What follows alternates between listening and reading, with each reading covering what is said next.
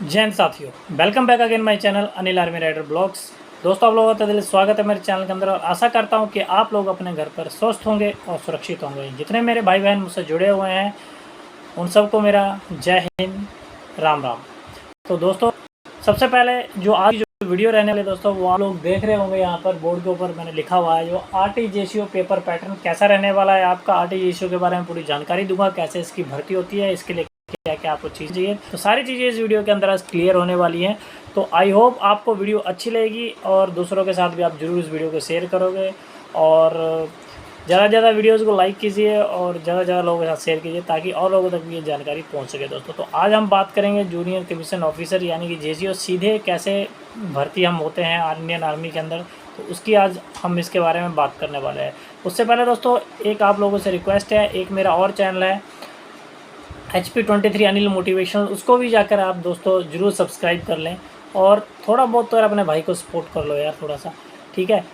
कुछ ज़्यादा नहीं आप लोगों से मांग रहे हैं हम, ठीक है ना, सिर्फ एक सपोर्ट ही मांग रहे हैं कि आप लोग सपोर्ट कर दोगे तो हो सकता है कि जो मेरी वीडियोज़ हैं वो और लोगों तक भी ज़रूर पहुँच सके और उनका भी कुछ ना कुछ क्या है भला हो सके इन वीडियोज़ के माध्यम से। बाकी आपके ऊपर डिपेंड है, सब्सक्राइब करो ना करो कोई दिक्कत नहीं है, ठीक है।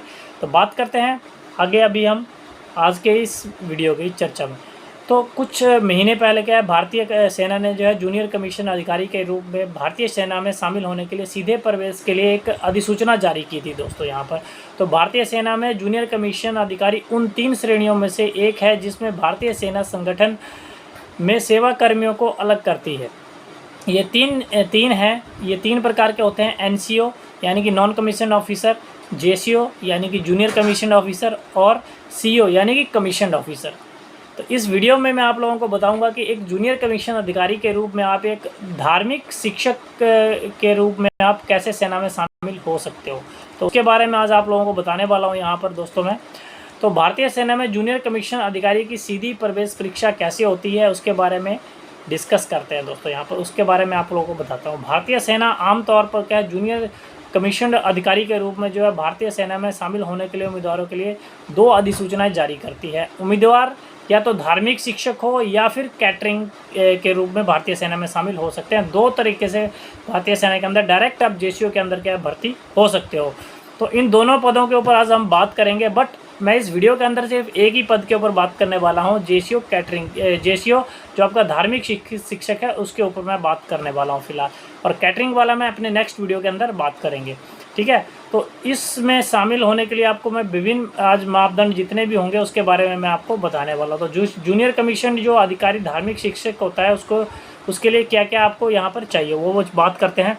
तो धार्मिक शिक्षक सैनिकों को धार्मिक ग्रंथों का उपदेश देते हैं और रेजिमेंटल और यूनिट जो होती है, रेजिमेंट बोल लो चाहे यूनिट बोल लो या फिर आपकी जो रेजिमेंट है वो उसको बोल लो या फिर आप बटालियन बोल लो, यानी कि धार्मिक संस्थानों में जो है विभिन्न अनुष्ठान आयोजित करते हैं। उनके कर्तव्यों में अंत्येष्टि में शामिल होना, अस्पतालों में बीमारों की सेवा करना, स्वस्थ हुए लोगों के साथ प्रार्थना पढ़ना, सजा काट रहे सैनिकों से मिलना और बच्चों और सूचीबद्ध लड़कों को विशेष धार्मिक निर्देश देना। इसके अलावा आमतौर पर धार्मिक संस्थानों और अधिकारियों सैनिकों के कल्याण में भी भाग लेना शामिल है और उनके परिवार की विभिन्न श्रेणियाँ क्या क्या होती हैं वो भी बात करते हैं यहाँ पर। किस किस में आप भर्ती हो सकते हो धार्मिक गुरु के अंदर जो है, इसमें कौन कौन सी श्रेणियाँ होती हैं इनकी। पंडित होती है, पंडित गोरखा होता है, मौलवी, सिया या सुन्नी, ग्रंथी होता है, पादरी होता है, उसके बाद बौद्ध भिक्षु होता है यानी कि महायान, ठीक है ना। ये सारी भर्तियाँ होती हैं इसके अंदर। तो JCO धार्मिक शिक्षक जो है RT के इसके लिए शैक्षिक जो योग्यता है क्या क्या चाहिए, तो प्रमुख विषय जो होते हैं उनके प्रमुख विषय के रूप में संस्कृत, उसके बाद आगे कांड के साथ पंडित और उसके बाद पंडित गोरखा शास्त्री, और आचार्य के लिए क्या होता है 1 वर्ष का प्रमाण पत्र चाहिए होता है, ठीक है। ग्रंथी जो है सिख उम्मीदवार के लिए शैक्षणिक योग्यता बता दें यहाँ पर। भारत में कोई भी मान्यता प्राप्त विश्वविद्यालय है जो कि स्ट्रीम में स्नातक की डिग्री प्रदान करता है। आवेदन को पंजाबी में जो है, तो आवेदक को जो है पंजाबी में क्या आना चाहिए, ज्ञानी बोलने में वो सक्षम होना चाहिए। पादरी की बात करते हैं, पादरी ईसाई उम्मीदवार के लिए शैक्षिक योग्यता क्या क्या है। व्यक्ति को उचित चर्च प्राधिकारी द्वारा पुरोहित के लिए नियुक्त किया जाना चाहिए। स्थानीय बिशप के प्राधिकार के में लाभार्थी सूची में होना चाहिए। भारत में किसी भी मान्यता प्राप्त विश्वविद्यालय से किसी भी स्ट्रीम में स्नातक डिग्री होनी चाहिए। मौलवी, शिया या मुस्लिम उम्मीदवार के लिए शैक्षणिक योग्यता क्या चाहिए? किसी भी मान्यता प्राप्त भारतीय विश्वविद्यालय से किसी भी स्ट्रीम में स्नातक की जो है डिग्री होनी चाहिए। केवल अरबी में आलिम या उर्दू में आदिब ए माहिर या उर्दू विशेषज्ञ ही आवेदन कर सकते हैं। बौद्ध उम्मीदवार के लिए शैक्षणिक योग्यता क्या क्या चाहिए? किसी भी मान्यता प्राप्त भारतीय विश्वविद्यालय से किसी भी स्ट्रीम में स्नातक की डिग्री होनी चाहिए। जिन लोगों ने उपयुक्त जो है प्राधिकारी के मठवासी या बौद्ध पुरोहित दीक्षा प्राप्त की है या उस मठ के महायाजक जो को उपयुक्त प्राधिकारी के रूप में जाना जाता है, जहां व्यक्तियों को पुरोहिती में जो है दीक्षित किया गया था। मुख्य पुजारी को PhD होना चाहिए। आवश्यक गणित दस्तावेजों के साथ खानपान और लोपोन या रबजम से ये चीज़ें उनके पास होनी चाहिए। उसके बाद नेक्स्ट आ जाती है आयु सीमा। आयु सीमा क्या रहनी चाहिए? तो सेना से जुड़े सभी प्रकार की भर्तियों में आयु सीमा यानी कि आयु सीमा पर बहुत ही जो ध्यान पर रखने वाली मुख्य बात है, क्योंकि अधिक उम्र के युवाओं को सेना में भर्ती नहीं किया जाता है। तो अगर आप भारतीय जैशों में भर्ती में अगर रुचि रखते हैं या आपकी रुचि है इसके अंदर, तो आपके पास यह आयु होनी चाहिए। जो आपकी आयु है, आयु भी आपको क्या जो प्रासंगिक आयु है वो भी ज्ञात होनी चाहिए, यानी कि आपको अपनी करंट एज का भी मालूम होना चाहिए और इसके लिए क्या एज चाहिए उसके बारे में भी आपको ज्ञान होना चाहिए ताकि आप अप्लाई कर पाओ। भारतीय सेना जैशों भर्ती में संबंधित आयु क्या क्या है? न्यूनतम आयु जो है इसकी 25 वर्ष है और अधिकतम आयु इसकी कितनी है? 34 वर्ष है। ठीक है। भारतीय सेना का जो जेसीओ पैटर्न का पेपर है वो कैसा आता है दोस्तों, जो कि आप बोर्ड पे देख पा रहे होंगे यहाँ पर।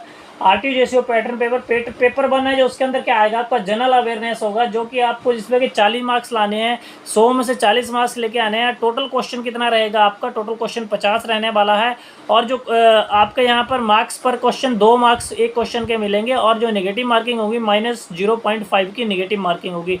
पेपर वन सिर्फ आपका नॉर्मली वे में होगा, इसका कोई भी आपका जो सिलेक्शन जो आपका होगा यानी मेरिट लिस्ट बनेगी उसमें कोई काउंटेड नहीं रहेगा पेपर वन। पेपर सेकंड ही उसके अंदर काउंटेड रहेगा। पेपर सेकंड के अंदर भी आपको 40 मार्क्स लाने हैं 100 में से, जो कि 50 क्वेश्चन आएंगे। वहाँ पर एक क्वेश्चन के जो है आपको 2 मार्क्स मिलेंगे और जो नेगेटिव मार्किंग होगी -0.5 की रहने वाली है। तो पेपर वन कॉमन होगा सभी कैंडिडेट्स के लिए और पेपर वन को क्वालिफाई करना ही पड़ेगा, आपको क्वालिफाई करना पड़ेगा इस एग्ज़ाम को और आपको यहाँ पर 40% जो है मिनिमम स्कोर पेपर वन में लेके आना पड़ेगा।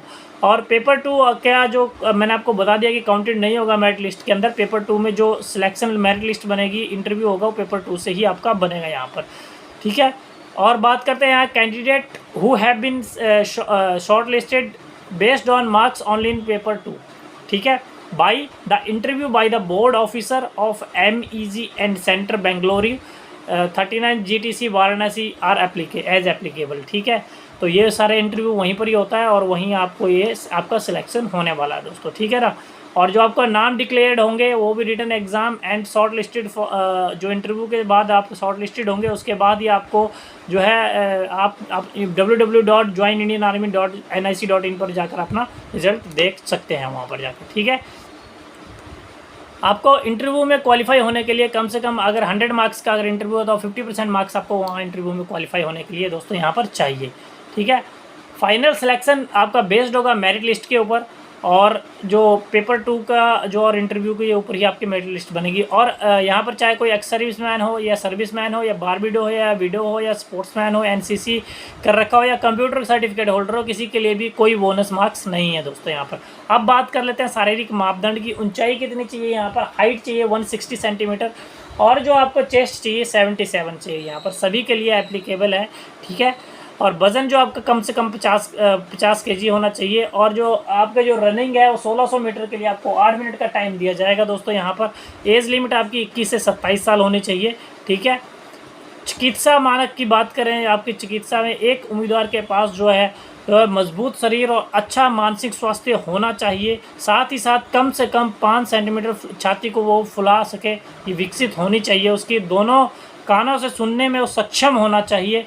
उसके पास पर्याप्त संख्या में प्राकृतिक दांत यानी कि स्वस्थ मसूड़ों के साथ 14 दंत बिंदु होते हैं वो होने चाहिए। उन्हें हाइड्रोसिल हड्डी की विकृति जैसे वेरिकोज नसें या बवासीर जैसे कोई भी उसे बीमारी नहीं होनी चाहिए। आवेदन कैसे करना है? अब उम्मीदवार को जो है नियमित रूप से जो joinindianarmy.nic.in की वेबसाइट के ऊपर जाना है और वहाँ पर जो पोस्ट की गई अपडेट है उस पर आपको नज़र रखनी है। अधिसूचना की आखिरी बार जो है फरवरी महीने में पोस्ट आई थी दोस्तों, तो मेरा अनुमान है कि आगामी सूचना जो है अगस्त 2023 में प्रकाशित हो गई थी शायद, मेरे ख्याल से पहले फरवरी में आया था, उसके बाद शायद अगस्त में आया था, और अब नेक्स्ट भर्ती के अंदर अब कब आएगा देखते हैं दोस्तों। ठीक है, भारतीय सेना में जो जेसीओ प्रवेश में जो संबंध में कोई भी अगर अपडेट चाहिए अगर आपको, तो आप मेरे इस चैनल को ज़रूर सब्सक्राइब करके रखें और भी लोगों को ज़रूर इस चैनल के बारे में बताएं और भी लोगों के साथ ज़रूर शेयर करें।